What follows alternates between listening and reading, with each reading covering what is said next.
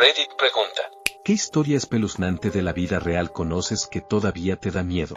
El caso de Septic Tank Sam. En 1977, una pareja de Alberta necesitaba una bomba para su fosa séptica y decidió extraerla de la fosa de su vieja granja abandonada, en lugar de comprar una nueva.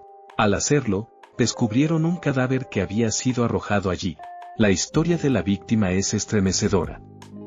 Fue sometido a torturas y sufrió graves abusos antes de recibir un disparo.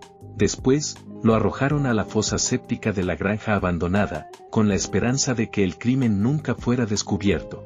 La identidad de la víctima fue revelada en 2021, pero el asesinato aún permanece sin resolverse. Edith, fue en 1977.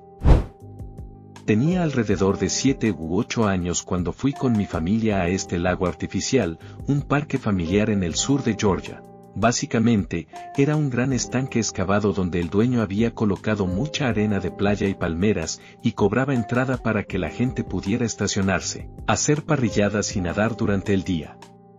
También tenía un tobogán acuático grande y peligroso en el que los niños se lastimaban. El lugar donde mi familia solía estacionarse estaba justo frente a esta pequeña isla, que era un montículo de arena a unos 30 metros de la orilla. No era el mejor nadador, pero la profundidad del agua no superaba mi cabeza, así que podía subir y bajar, y llegar saltando hasta la isla. Un día, mientras me dirigía a esa pequeña isla, mi pie tocó lo que sentí como una cara, sentí lo que era una nariz bajo mi dedo gordo. Lo que recuerdo con claridad es la sensación del cabello fluyendo entre mis dedos. Esa sensación de cabello fino ondeando en el agua. Me asusté y, durante mucho tiempo, me quedé sentado en la orilla. Era solo un niño, así que no pensé demasiado en ello. Todavía puedo recordar a los padres aterrados caminando por la orilla, gritando el nombre de un niño, preguntando si alguien lo había visto. Poco después, sacaron su cuerpo del agua, justo frente a esa isla. Ahora tengo 47 años y aún puedo recordar la sensación de ese cabello entre mis dedos. Recuerdo de mi madre trabajando en prisión. Cuando era más joven, mi madre trabajaba en una prisión en el ala VP. Ella no era guardia, sino que estaba en el departamento de educación. Recuerdo que nos pedía, a mi hermana y a mí, que no lleváramos el cabello recogido en una cola de caballo por un tiempo. Nos hacía dejarlo suelto, y nunca entendí por qué. Como niña rebelde, no me gustaba y decidí cortármelo, y eso fue todo. A medida que fui creciendo, mi madre me explicó la razón. Un nuevo prisionero había sido arrestado por un crimen muy grave. Había maltratado a su hija de 5 años de una forma terrible. Ella sufrió mucho, y él la dejó en una situación muy triste antes de intentar ocultar lo que había hecho. Durante el juicio, él solía hablar de su hija de una manera muy extraña, diciendo que le gustaba mucho su apariencia y como algo tan simple como el cabello recogido le parecía llamativo. Mi madre no podía soportar vernos con el cabello de esa forma, después de escuchar esos relatos tan perturbadores. El Valle de los Hombres sin Cabeza en el Valle de Nahanni, Canadá. Una zona remota y salvaje famosa por una serie de desapariciones inexplicables y cadáveres sin cabeza encontrados entre 1905 y mediados del siglo XX. Los nativos de la zona les decían a los cazadores y buscadores de oro que no fueran a esa parte del valle, ya que todos los que lo hacían nunca regresaban. Mi tía se despertó en medio de la noche y notó que la luz roja del televisor estaba apagada. Se dio la vuelta en la cama y vio que la luz se volvía a encender. Cuando se despertó a la mañana siguiente, su televisor había desaparecido junto con un montón de otras cosas. Una experiencia aterradora. Había una chica que conocía y, de repente, no me respondía cuando la llamaba o le enviaba mensajes. Un día, por fin me contesta y me dice que está encerrada en el cuarto de un chico en la residencia de la Universidad UMBC. Me pongo al teléfono con él y comenzamos a discutir. Le digo que voy a ir para arreglar la situación, pero cuando llego al campus, ella me dice que ya se ha ido y que la recojo. Quería confrontarlo, pero ella me pidió que no lo hiciera, que le daba muy mala espina. Días después, este chico encontró mi cuenta de Messenger de AOL, sí, AIM, y comenzó a amenazarme. Me demostró que sabía mi nombre completo y mi dirección. En ese entonces, en 2005, no era tan fácil encontrar información personal en Internet. Me amenazó con hacerme daño a mí y a la chica, y yo le respondí que no me iba a intimidar, dejándole claro que estaba dispuesto a enfrentarlo si lo necesitaba, ya que pensaba que era solo un troll en línea. Unas semanas después, el chico tuvo una cita con alguien que conoció por MySpace. Lamentablemente, la mató y la agredió de forma brutal. Intentó dificultar la identificación de su cuerpo. Al final, se declaró culpable para evitar la pena de muerte. Su nombre era John Dahmer, y los medios lo apodaron el asesino de MySpace. El recuerdo perturbador. Una mujer de mediana edad en Carolina del Norte estaba atormentada por un recuerdo fugaz de cuando era niña. Recordaba haber visto la cara de su padre en el retrete de la granja. Su padre había abandonado a la familia cuando ella tenía solo 5 años, y su terapeuta le sugirió que probara la regresión hipnótica para tratar de resolver este recuerdo. Durante la sesión, emergieron otros recuerdos, incluyendo el de entrar en la cocina y ver a su madre, limpiando algo que parecía sangre, mientras le gritaba que volviera a la cama. Su madre aún vivía en la granja familiar, y, tras la aparición de algunos detalles adicionales, el sheriff local obtuvo una orden para excavar en el área donde había estado el viejo retrete. Lo que encontraron fue sorprendente: los restos de su padre, presuntamente cortados para caber en el agujero. Este suceso ocurrió antes de la era de Internet, pero se desarrolló en tiempo real a través del periódico local. Justo cuando el fiscal estaba decidiendo si avanzar con el caso, la madre, de unos 70 años, condujo hasta las 40 hectáreas del norte armada con una pistola. Todo esto es de memoria, y me encantaría saber si lo estoy recordando correctamente. No me acuerdo del nombre del lago, pero se estaba llenando lentamente de CO2 durante décadas. Y un día, pasó un terremoto, moviendo el agua lo suficiente como para que se desdisolviera todo el CO2, y se fue deslizando lentamente por la montaña, hacia el pueblo, creando una ola de muerte invisible, indetectable. Todos en el pueblo, animales, humanos, pájaros, murieron donde estaban, sin siquiera saber por qué. Un chico con el que fui a HS se jactaba de haber obligado a su hermana de 11 años y a su hermano de 10 a tener amenaza de violencia. Más tarde fue declarado culpable de tener con un jugador de baloncesto de primer año de 15 años cuando era su entrenador de secundaria a los 22. Había un tipo que solía venir a la tienda donde yo trabajaba. Yo estaba terminando el último año de la secundaria. Él debía tener unos 20 y tantos años. Nos hicimos amigos en unos meses. Charlábamos mucho sobre películas y videojuegos. Un fin de semana me invitó a salir y tuve un mal presentimiento, así que le dije que no y que estaba castigado por malas notas. Resulta que mató a alguien ese fin de semana. Un amigo perdido. Un amigo mío de la preparatoria fue atropellado y asesinado por alguien usando su propio carro. Estaba caminando hacia su casa, bastante ebrio, después de una fiesta. La autopsia reveló heridas consistentes con el hecho de que lo atropellaron lentamente, como si lo estuvieran manejando a una velocidad de menos de 10 millas por hora. Además, la autopsia mostró que lo atropellaron 2 veces, de la misma manera, lentamente. No lo mataron al instante. Se arrastró hasta la orilla de la carretera y probablemente estuvo allí, con un dolor insoportable, durante varias horas. Lo más aterrador es que no solo nunca descubrieron quién lo hizo, sino que nunca hubo un solo sospechoso. El suceso ocurrió en lo profundo de su vecindario, por lo que no parece probable que fuera un desconocido. Es posible que quien lo hizo todavía sea alguien que vive en esa misma zona. Una noche inesperada. Tenía 16 años en ese entonces, recién había sacado mi licencia de conducir, y la vida parecía seguir su curso normal. Tenía una amiga en la escuela, una chica que la mayoría consideraba muy centrada en los chicos. Para mi sorpresa, ella nunca mostró ningún interés en mí de esa manera. Era la típica chica popular, guapa y segura de sí misma, que siempre se fijaba en los deportistas, mientras que yo era más tímido, el chico tranquilo y un poco reservado. A pesar de eso, teníamos una buena amistad. Ella me contaba sus problemas y desafíos, y aunque a veces se sentía vulnerable, siempre borraba los mensajes después, quizá porque sentía que necesitaba lidiar con todo eso en privado.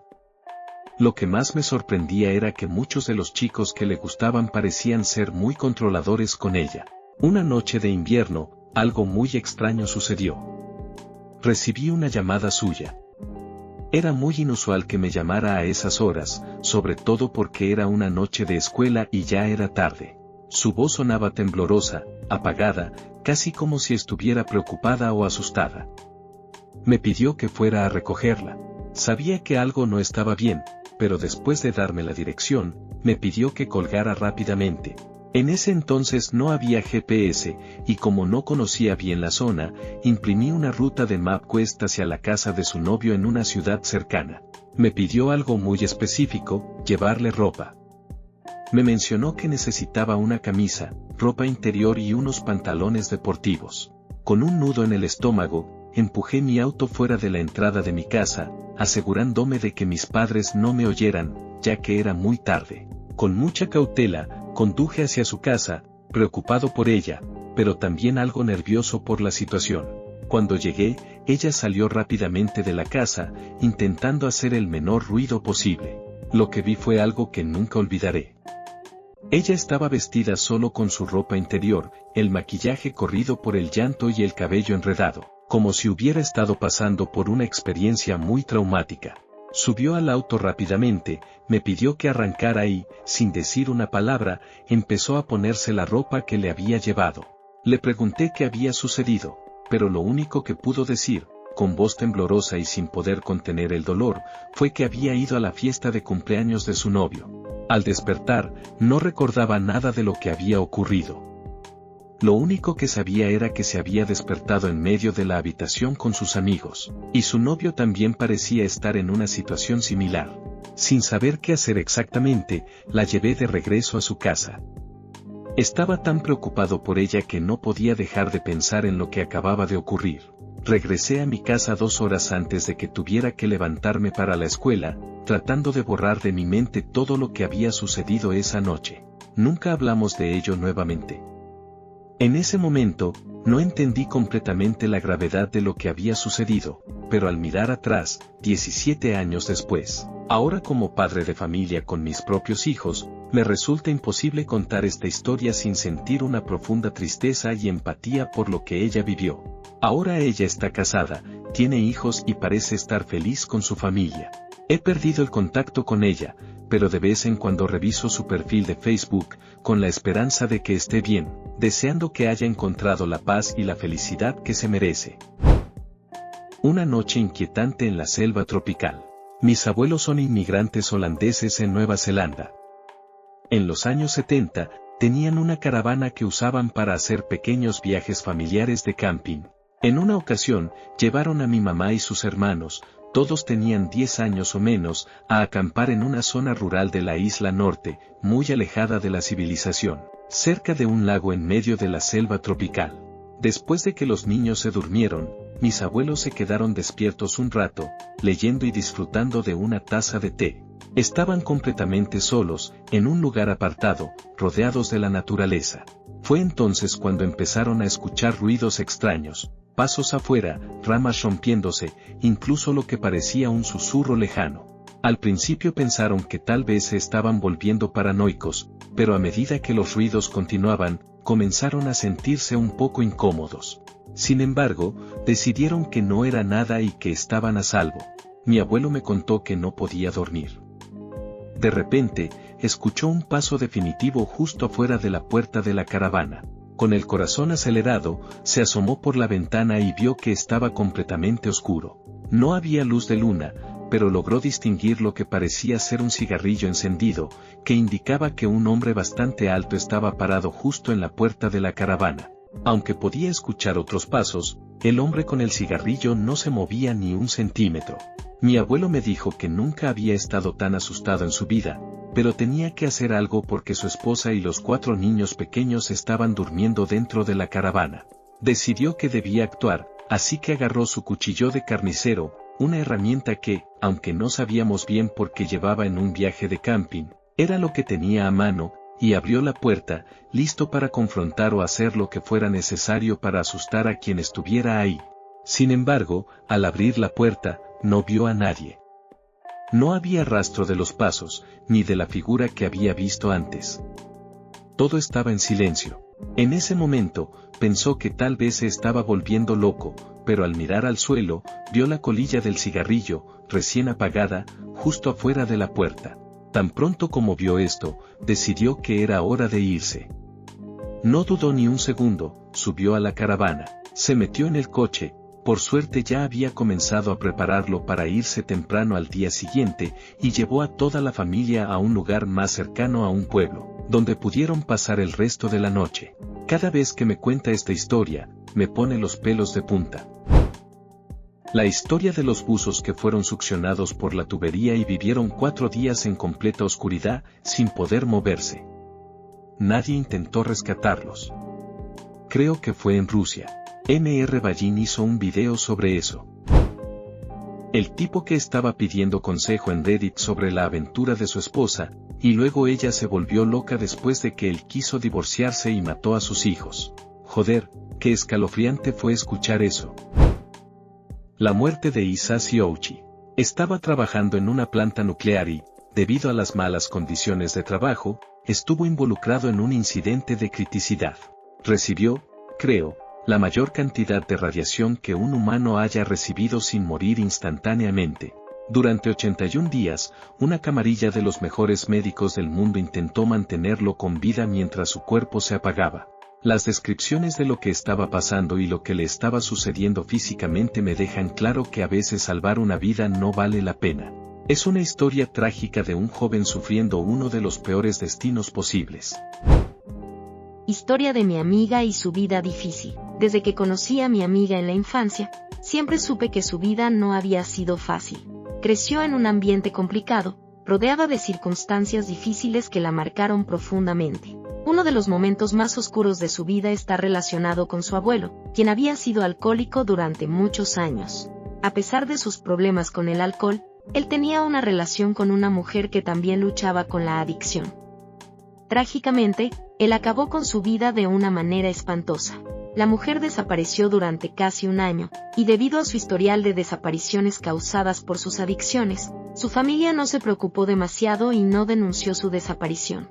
Cuando el abuelo de mi amiga falleció, ella esperaba que, como parte de la herencia, pudiera recibir su coche, que estaba estacionado cerca de su casa. Sin embargo, su tía reclamó el coche antes que ella, lo que generó una fuerte tensión entre ambas. Mi amiga, al sentirse frustrada y decepcionada, decidió llamar a una grúa para que retiraran el coche. Lo hizo con la intención de complicarle a su tía el proceso de quedarse con él, ya que el coche aún estaba registrado a nombre de su abuelo. El trabajador de la compañía de grúas, que conocía a la tía de mi amiga, se enteró de la situación. Al saber lo que estaba pasando, le dio una oportunidad a mi amiga de recuperar el coche antes de que su tía pudiera hacerlo. Ella fue a recogerlo y, al revisar el coche, notó algunas cajas en el asiento trasero. Por curiosidad, comenzó a abrirlas. Dentro de ellas, encontró varias bolsas selladas al vacío, que eran de un material opaco y esmerilado, lo que dificultaba ver lo que había dentro. Sin embargo, al observarlas, se dio cuenta de que lo que contenían era de un color oscuro, lo cual despertó su intriga. Decidió abrir una de las bolsas, y en ese momento, un olor extremadamente desagradable la golpeó.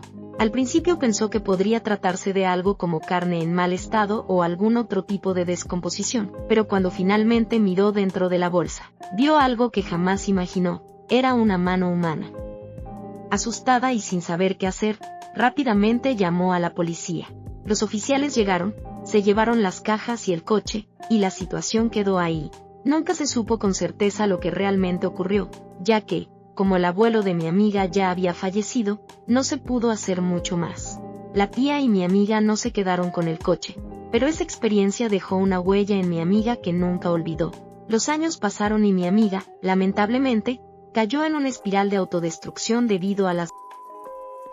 En un momento, se vio involucrada en una situación aún más trágica. Estaba con 2 personas que también eran adictas, una pareja, y se encontraban buscando dinero para poder comprar más. La situación se tornó peligrosa cuando decidieron robarle a un hombre para conseguir lo que necesitaban. Durante el intento de robo, el hombre reaccionó de manera rápida y sacó una pistola. Tristemente, disparó al novio de la pareja de mi amiga en la cabeza, dejándolo gravemente herido. En lugar de buscar ayuda, mi amiga y la otra mujer decidieron llevar al herido al hospital, pero, por alguna razón, optaron por dejarlo frente al hospital y huir de la escena. La policía investigó el caso durante algunos meses y, finalmente, identificaron a las dos mujeres involucradas en el incidente. Después de una larga investigación, ambas fueron arrestadas y sentenciadas a prisión. Mi amiga pasó entre 5 y 7 años en prisión, enfrentando las consecuencias de sus decisiones. Aunque ahora lleva ya varios años fuera de la cárcel, esa etapa de su vida la marcó profundamente. La historia de mi amiga es un recordatorio de cómo las circunstancias difíciles, las malas decisiones y las luchas personales pueden llevar a situaciones trágicas y cómo, a veces, las personas que más necesitan ayuda no siempre la buscan a tiempo. La compañera de cuarto de mi mamá en la universidad era sonámbula. Una noche, un amigo que volvía tarde de una cita la encontró caminando por los pasillos de su residencia y con cuidado la llevó de vuelta a su cuarto.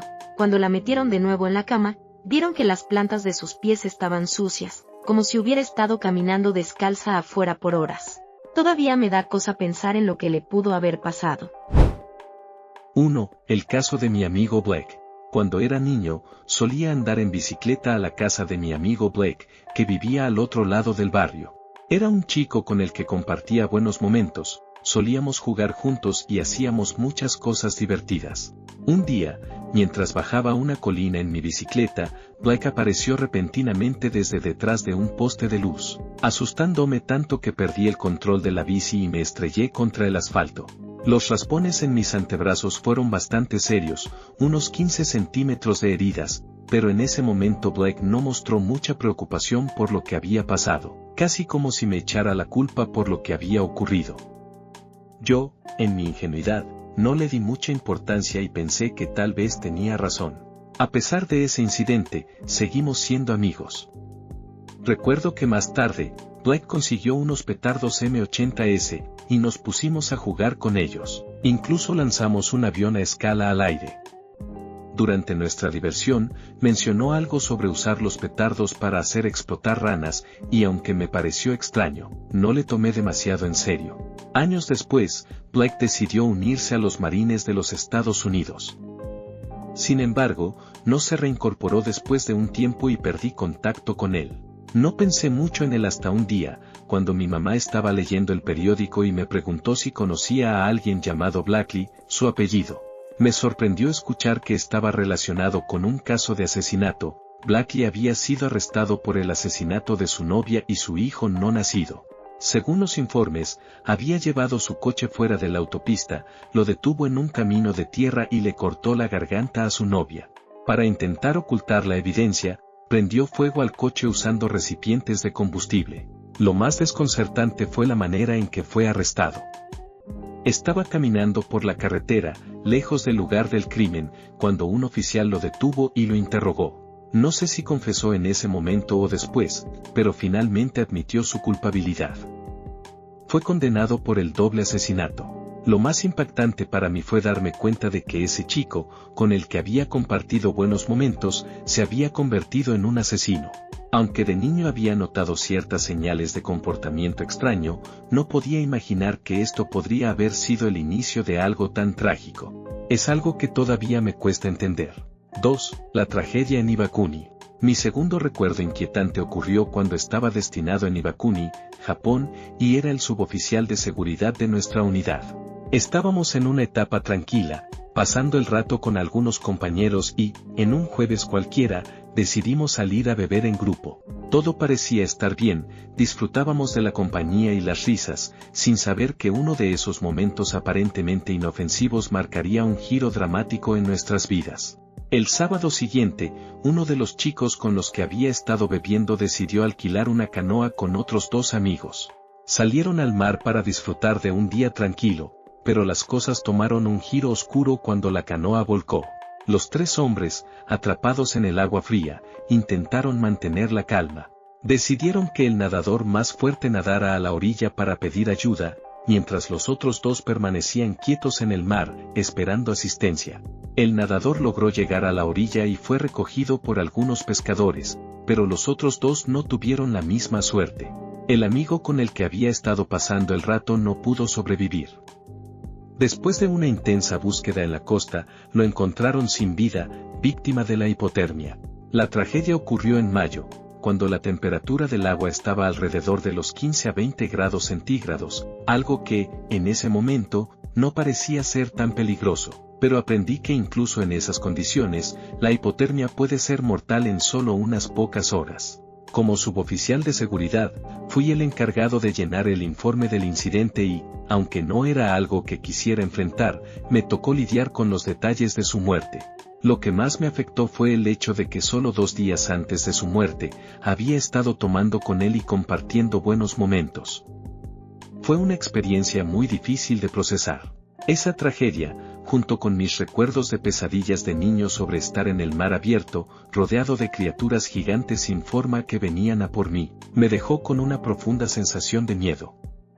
El miedo al mar abierto, o lo que ahora llamo talasofobia, nació de esa experiencia y, aunque intenté ignorarlo, siempre me quedó esa sensación inquietante.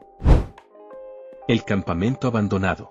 Hace mucho tiempo, allá por mediados de los 90, trabajaba como guardabosques en la costa oeste. En una de mis jornadas de trabajo, estaba realizando una encuesta de hábitat de fase 1, algo rutinario en ese entonces, cuando me encontré con algo extraño. Estaba en una zona remota, fuera de las rutas más transitadas, un lugar que no estaba gestionado ni vigilado, cuando topé con lo que parecía ser un campamento abandonado. La escena era bastante extraña, una tienda de campaña vieja y bastante desgastada, una estufa, una tetera, un saco de dormir dentro de la tienda. También había algunos utensilios de cocina, una mochila, un par de botas de montaña fuera de la tienda, con un calcetín en cada una de ellas. Todo parecía en orden, pero algo no encajaba. Era evidente que esa tienda había estado ahí por mucho tiempo. No era el tipo de lugar donde alguien podría haberse quedado de forma reciente. La tienda estaba rasgada, y parecía que la exposición constante al clima había hecho su trabajo. Las ollas estaban llenas de agujas de pino y el musgo cubría la mayor parte del equipo, como si la naturaleza hubiera comenzado a reclamar su espacio. Dentro de la mochila había algunas prendas de ropa, pero lo más curioso de todo fue una flauta, que no podía entender bien por qué estaba allí. No había nada en la mochila que pudiera ayudar a identificar al dueño ni ninguna pista que nos indicara qué había ocurrido. Cuando descubrimos esto, informé de inmediato a las autoridades. Se organizó una búsqueda en la zona con la policía, perros rastreadores, lugareños y hasta un equipo de rescate de montaña. Pasaron semanas, y a pesar de los esfuerzos, no encontramos ni un solo rastro. No había señales de la persona que había acampado allí ni ninguna pista de lo que le pudiera haber sucedido. Es extraño pensar que alguien se sentiría tan obligado a abandonar su campamento de esa manera, dejando atrás no solo sus pertenencias, sino incluso una flauta. Nunca supe qué le ocurrió a esa persona. El misterio persiste, y a veces, cuando paso por allí, no puedo evitar pensar que quizá algo más extraño ocurrió en ese lugar. Los asesinos de la caja de herramientas. Es de lo que la gente es capaz lo que más aterra. No tengo ganas de escuchar el audio, lo usan para desensibilizar a los agentes del FBI, si mal no recuerdo, pero he escuchado algo similar que sé que era falso en Dexter y te da escalofríos aunque sea falso. No me puedo imaginar cómo debe haber sido para esa pobre mujer. El caso de Lacey Fletcher. Lacey Fletcher era una mujer de 36 años que, lamentablemente, pasó sus últimos años atrapada en su propio hogar debido a una grave agorafobia. Su condición era tan severa que no pudo salir de su sofá durante 12 largos años, desde que tenía 24 años. Durante todo ese tiempo, sus padres, que en ese momento tenían 66 años, no le brindaron el cuidado ni el apoyo adecuado para su salud física y mental. Cuando, finalmente, sus padres la encontraron, Lacey había estado tan atrapada en su situación que su cuerpo se había integrado de manera alarmante con el sofá, y su piel había sufrido daños graves. Estaba cubierta por suciedad y su salud había empeorado enormemente, con su cuerpo deteriorándose mientras estaba viva. Durante su agonía, Lacey intentó de alguna manera sobrevivir, incluso recurriendo a fuentes extremas de nutrición, pero su situación era insostenible. La negligencia de sus padres y la falta de atención médica llevaron a la tragedia. Su caso pone de manifiesto la gravedad de la falta de apoyo a las personas que sufren enfermedades mentales y la responsabilidad crucial que tienen los familiares y cuidadores para proporcionar una atención adecuada. Lacey Fletcher murió como consecuencia de la falta de cuidado y la negligencia extrema de sus propios padres. Esta desgarradora historia resalta la importancia de estar al tanto de las necesidades de nuestros seres queridos, especialmente cuando enfrentan problemas de salud mental graves y la necesidad urgente de buscar ayuda profesional. Historias del trabajo en servicios de protección infantil, CPS. He trabajado en los servicios de protección infantil, CPS, durante muchos años, y a lo largo de mi carrera he sido testigo de situaciones profundamente perturbadoras que demuestran que, lamentablemente, hay personas que carecen por completo de empatía y de conexión con los demás. Son como seres que parecen humanos, pero su capacidad de sentir y cuidar a otros parece estar completamente ausente. Lo más alarmante es que, en muchos casos, estas personas buscan dañar y aprovecharse de los más vulnerables, los niños. Su mente está tan distorsionada que buscan hacer daño de manera estratégica, casi siempre en silencio y a la espera del momento adecuado para actuar sin ser detectados. Una vez, mientras realizaba una revisión de documentos sobre una niña, me encontré con algo escalofriante. El árbol genealógico de la niña mostraba que su padre también era su abuelo. Este tipo de situaciones, aunque muy raras, suceden y es doloroso tener que enfrentarlas. Las historias que mis colegas y amigos que trabajan en CPS me han compartido son, a menudo, difíciles de creer, pero lamentablemente reales. Mi amiga, que lleva más de 30 años en este campo, me ha contado sobre casos tan impactantes que incluso los policías o soldados que los conocen se sienten profundamente afectados por lo que han presenciado. Una de las historias más difíciles de escuchar fue la de una joven de 16 años, embarazada y atrapada en una situación terrible. Ella fue arrestada por su implicación en el secuestro y abuso de otras niñas.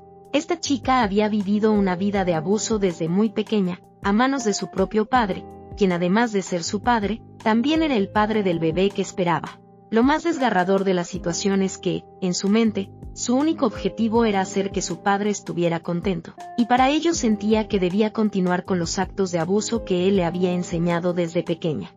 Esta joven, aunque con una vida marcada por tanto sufrimiento, no mostraba remordimiento por lo que había hecho. En su mente, el sufrimiento y la violencia eran simplemente parte de lo que debía hacer para cumplir con las expectativas de su padre. Lo más doloroso fue saber que estos abusos no solo se dieron en su vida personal, sino que también fueron grabados y distribuidos en ciertos círculos de Internet, lo que la convirtió en una figura conocida dentro de un grupo completamente insensible. A pesar de su arresto y de haber recibido algún tipo de ayuda, la joven parecía atrapada en un ciclo del que no podía salir.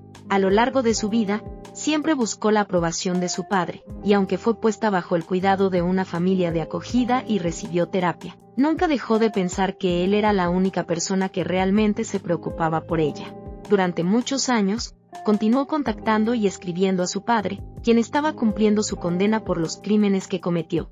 Mi amiga me explicó que, aunque se le brindó toda la ayuda posible, esta chica, debido a las experiencias que vivió en su niñez, no veía su propio valor como persona. Ella buscará a un hombre mayor que la acepte, y probablemente se mudará con él, haciéndose la persona que él quiera que sea, me comentó mi amiga.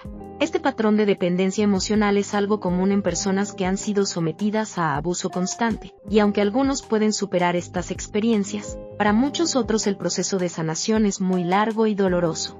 Lo más triste es que, a menudo, las personas que han sido rescatadas de situaciones de abuso, al llegar a la adultez, pueden caer nuevamente en relaciones destructivas y repetir los mismos patrones, con sus propias familias o con otras personas. Mi amiga ha trabajado en CPS durante décadas, y ha visto cómo muchos de los niños que fueron rescatados de situaciones extremas, en algún momento se convierten en adultos que, tristemente, repiten los mismos comportamientos que ellos vivieron en su infancia. Es una batalla constante contra un ciclo de sufrimiento y dolor, pero también es un trabajo lleno de esperanza. Cada vida que se logra salvar y cada historia de éxito, aunque pequeñas, son las que mantienen viva la esperanza en un futuro mejor. Este trabajo es profundamente difícil, pero muy necesario. Las personas que se dedican a este tipo de intervenciones están comprometidas con hacer todo lo posible para ofrecer a las víctimas una oportunidad de reconstruir sus vidas y escapar de esos ciclos destructivos. Sin embargo, el camino hacia la sanación es largo y nunca fácil. Lo más importante es no perder la esperanza y seguir luchando por el bienestar de aquellos que más lo necesitan, aunque a veces pueda parecer que el ciclo nunca termina.